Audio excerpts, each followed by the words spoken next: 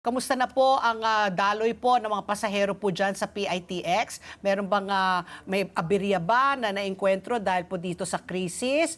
Matumal ba ang negosyo dahil nga nagtaasan po lahat ng mga produktong petrolyo? Sa inyo na po manggaling po, Miss Colleen.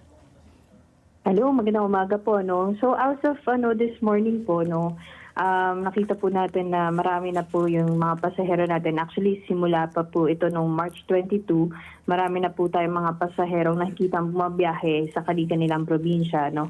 Pero as of last night, mas marami po tayong mga biyahero kumpara sa mga nakarang araw dahil umabot na po tayo ng 191,000, ano. Wow. So ina-expect po natin na 190 to 200,000 per day po coming from Monday, Tuesday, and Wednesday po. So, sabi niyo po nag-umpisa noong March 22. So, do you expect na itong 191 to 200 aakyat pa ito? Kasi officially, no, may pasok pa hanggang bukas eh.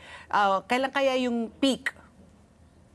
Ayan, inaasahan po natin yan, no, tomorrow, Wednesday, dahil yan po talaga ang usual natin na nakikita na marami pong mga pasahero ang nag-walk-in. Pero makikita na po natin din yan ngayon, evident na po yan simula pa lamang kagabi. Okay. Ito naman, ma'am, marami po nangangambang pasahero kasi nga marami pong balita na may mga bus na po at ang dami nga pong sasakyan na pang pasahero na talagang tumigil na po mamasada at pamasahe.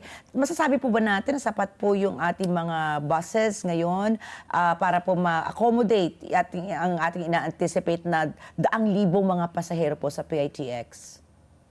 Actually, no, inaano naman po natin, inaasahan naman po natin na dahil sa dami po ng ating mga pasahero, nakipag-ugnayan na po tayo sa mga bus operators natin na para po mag-secure po tayo ng supply ng ating mga buses.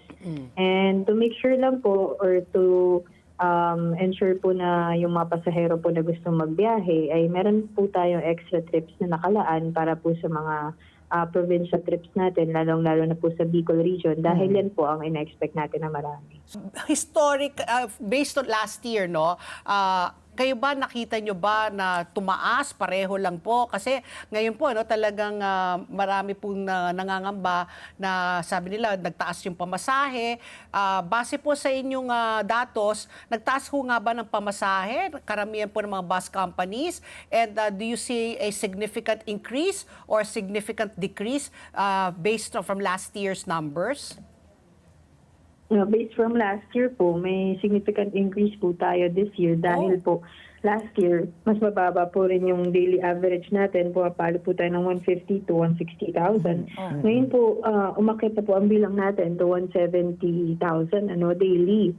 Ngayon, nakikita po natin per previous days, nagpapalo ng 180 to 170,000. So, mas mataas na po ngayon kumpara last year. And then yung mga prices naman po in terms of fare, may mga mangilan-ngilan po na bus companies as per our report yesterday na nagtaas po ng presyo nila na dapat po hindi. Dahil against po yan dun sa suspension of fare hike na pinatupad po ng Pangulo. I'm just curious, Miss Colleen, kasi sabi mo nga, no, medyo significant yung increase from last year. Why is that so? What do you attribute it to? I think it's about the fuel price hike din po eh. Kasi yung iba po nating usual na nagkokotse po na mga kapwa Pilipino, ngayon po ay nagko-commute na daily.